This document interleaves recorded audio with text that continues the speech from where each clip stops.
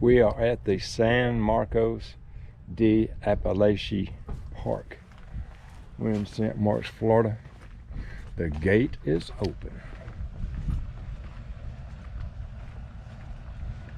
We'll let you check out this sign. I'll put it for just a couple seconds and you have to pause it to read it. Continue on the other side.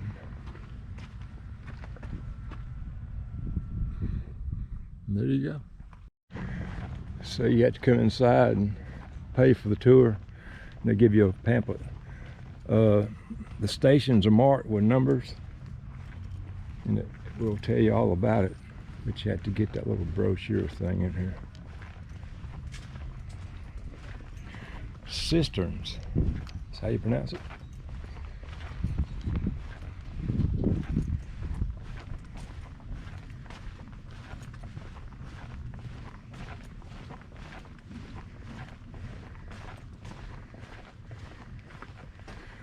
Fort St. Marks, National Historic Site. Fort San Marcos de Appalachee. And you are here at this historical place.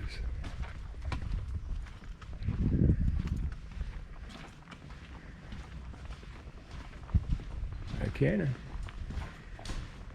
Holy restaurant outside.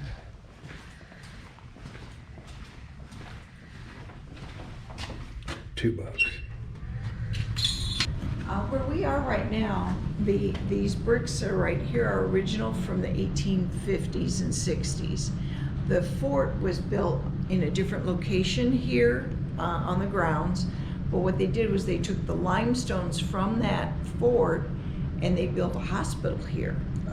In the 1850s, the government decided, since there were about 1,000 sailors sick every summer from yellow fever and stuff like that, they decided to build a hospital here, and they took some of the stones from the fort to use as the base. And well, here I can show you here. If you just look outside here, these stones here at the bottom, as you can see, are the original limestones. Are what they used in the fort, which is over in that area, and you'll see that when you do your self-guided tour. The first level, we believe, was made of these stones. It was a 3-story hospital, a marine hospital. The top level, maybe the top 2 levels, were made of wood. But at least the first level, they put it up, of course, above flood level. Hurricanes didn't do so good. They came in. Actually, Hurricane Michael had 2 foot of mud inside everything here. But the hospital was in existence until after the Civil War, because they used it during the Confederacy, and after that, it all went into disrepair. This building itself is modern. It was built in 1966. But the stones here are original. Those are all original, and I'm not sure how high these stones come up. They might be up to this level here, but then it was covered with the stucco. So that's what that's all about there. Well, great, thank you. As you go through the park, let me just kind of give you, since you're filming here, give you an idea of what you're going to see. You can see the larger stones over there. All right, just beyond that, you can see some humps in the ground over there. That's where the bastions of the original fort are. It goes out into the river now, basically. What's a bastion? A bastion is a corner of the fort. It had 4 huge corners, and that's where they would have gun emplacements. And that actually, you'll see that described inside on some of the descriptions that they have on the walls inside. It was 4-sided forts, but they would have corners that would come out, and those were called bastions. Okay. And there were 2 of the bastions here, and then there were 2 at the other end, but those are no longer in existence. But here, they're basically covered with, you know, dirt and stuff, but you can see as you go over there, there's like a white sign over there. Just beyond that, there's one of those bastions, and you can see some of the stones on this side. But what they did several years ago is they put wood, and that's all along the outside along the river, because it was eroding so badly into the river, and they did not want to lose it. So they put a really good retaining wall in there to keep the whole thing from falling into the river. But you go along that, and then the trail goes along the tree line on the other side, and at the fort itself goes all the way from the Wakulla River over here, all the way over to the St. Mark's, is where the original fort went. And over the years, that was a Spanish fort. Over the years, you had the British came in, and then you had the Confederates came in, and they all reused all those, the original recycling of ground. And what you see here, you have these little hills here. The little hills, in between the hills was a moat. The Spanish put in a moat between the two rivers as protection against attack from the Indians or whoever might be coming from the south, or from the north, I'm sorry. And then it all filled in, and by the time the Confederates got here, they used the little hills as breastworks during the wars. There's all kinds of other large dioramas inside that'll explain more about that. If you look along the tree line on the other side of the river, and it'll kind of, the tree line will kind of disappear, and where that disappears is where the Indian village was across the river in the 1500s, and there was the quarry. That was where the quarry was, and that's where the limestones came from. And the Spanish paid them to cut them out with their little stone chisels and put them on little rafts or flatboats or whatever, and bring them across the river, and then they built their fort. God, I'd like to see that. Yeah, I'm thinking, how do you lift something like that? I mean, you're several guys, I guess, they're strong enough. But yeah, they get them onto flatboats and they float them across the river. But you think about the hundreds of years that these things have survived, and limestone is, it disintegrates pretty quickly. I mean, we have dust everywhere, and just keeping up with it's quite a challenge. The bricks are modern by those standards. They're from the 1500s or 1800s. I'm sorry, 1850. The hospital was, like I said, was built in the 1850s. So the bricks are still, 150 years old, and they've survived pretty well. Now, sorry to interrupt, but you probably got inside information, and then you're working for the government. Do they have a time machine? I would love to get on that. Oh, wouldn't we all? The heck with a space. I want to go back in time. Me too. Wouldn't that be amazing?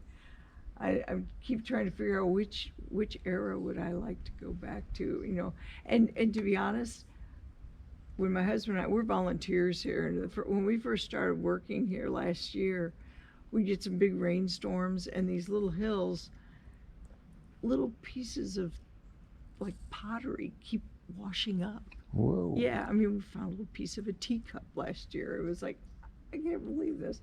And you're always finding buttons and, from the Civil War, and nails and pieces of, things like that.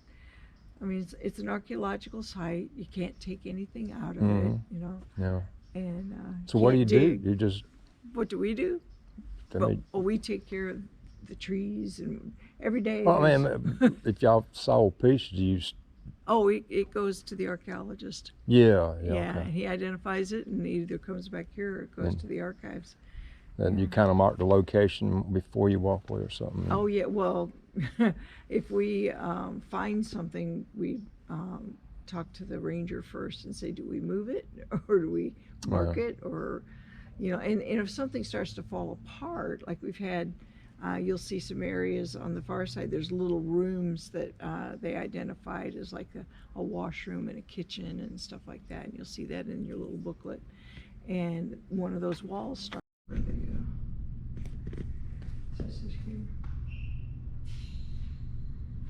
Yeah. The river's supposed to be all the way up here in this grass.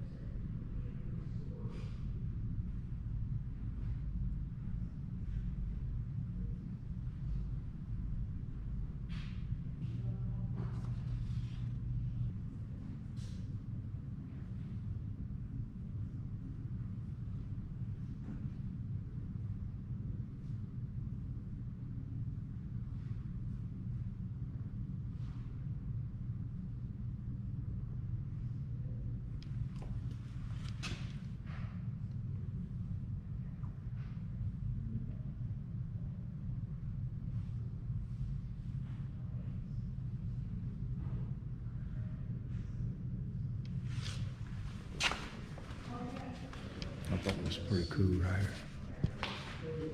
Showing how it looked.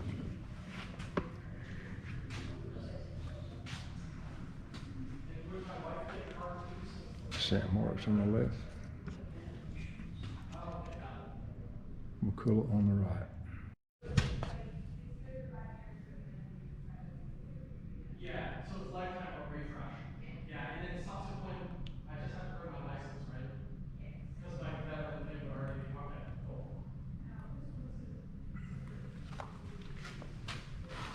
There it is right there. Keystone.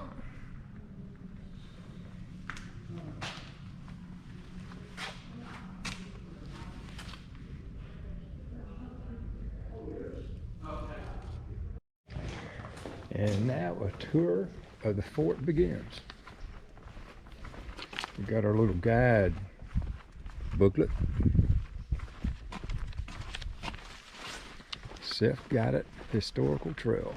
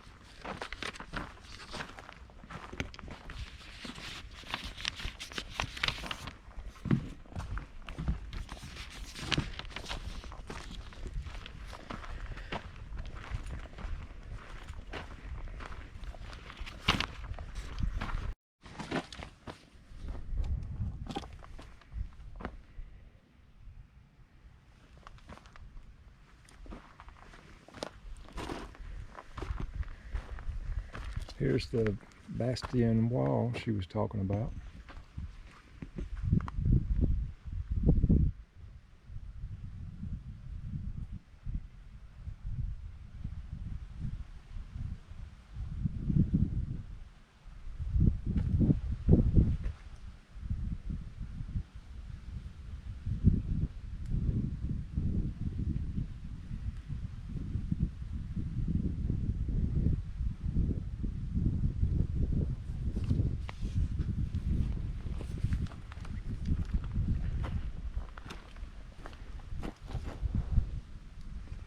Gulf's that way.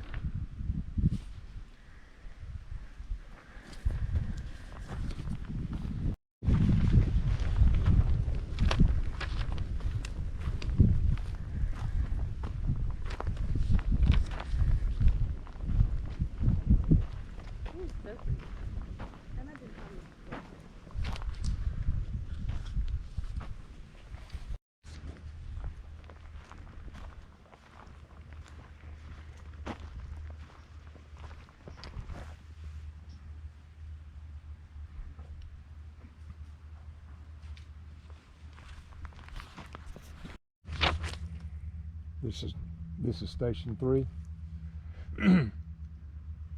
4 small rooms were inside the Spanish fortification. Kitchen, oven, washing places, and guardhouse.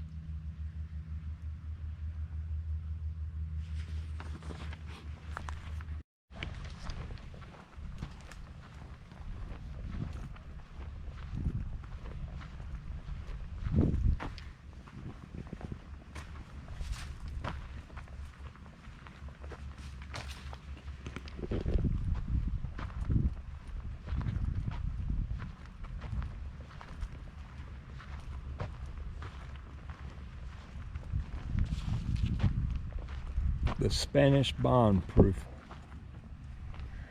Station 4, the Spanish bomb-proof.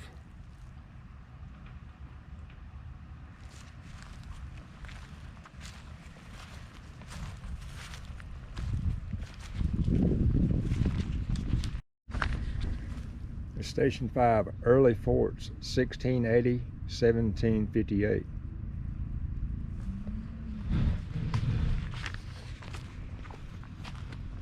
This little ways out here, we'll edit it out most of the walk.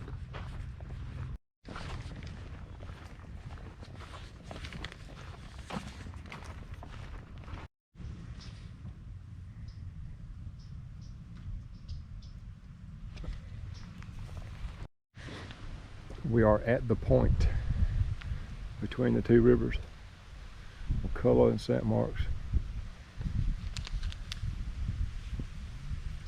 This is the site of the original Spanish fortifications. A little sunlight would have helped it.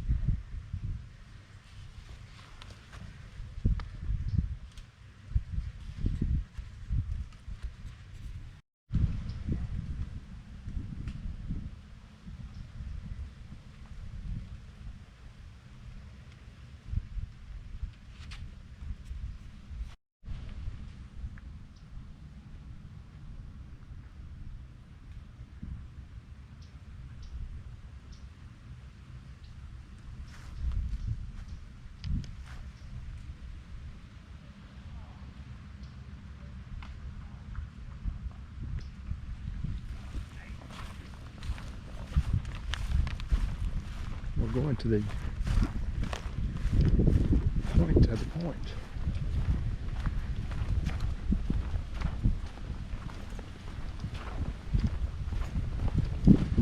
Ship ahoy! It's a pirate ship.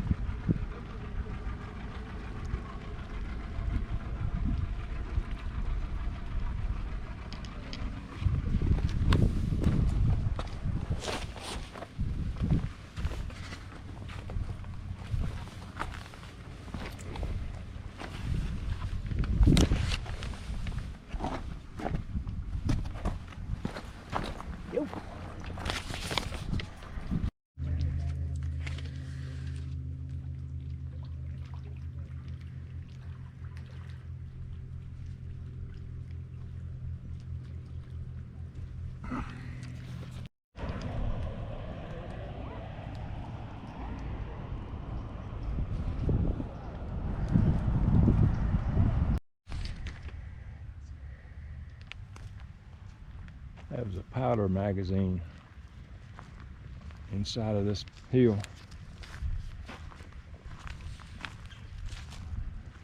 (1861, 1865).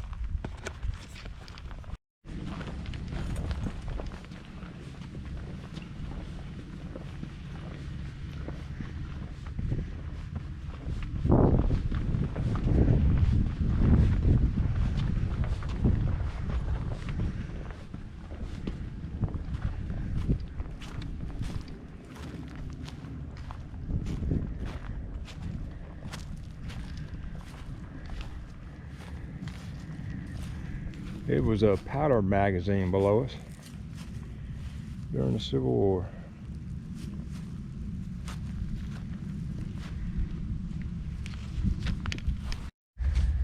At one time, the Marine Hospital. Now it's the museum.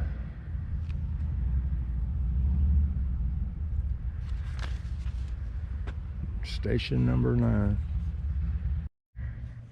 It's another angle of it.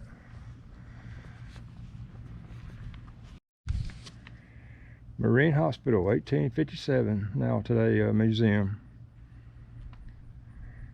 As you approach the large gray building, note the stone foundation. These are remains of a sailor's hospital built with a large limestone rocks from the bomb-proof section of the Spanish fort. Yellow fever. And here is the Fort St. Mark's Military Cemetery.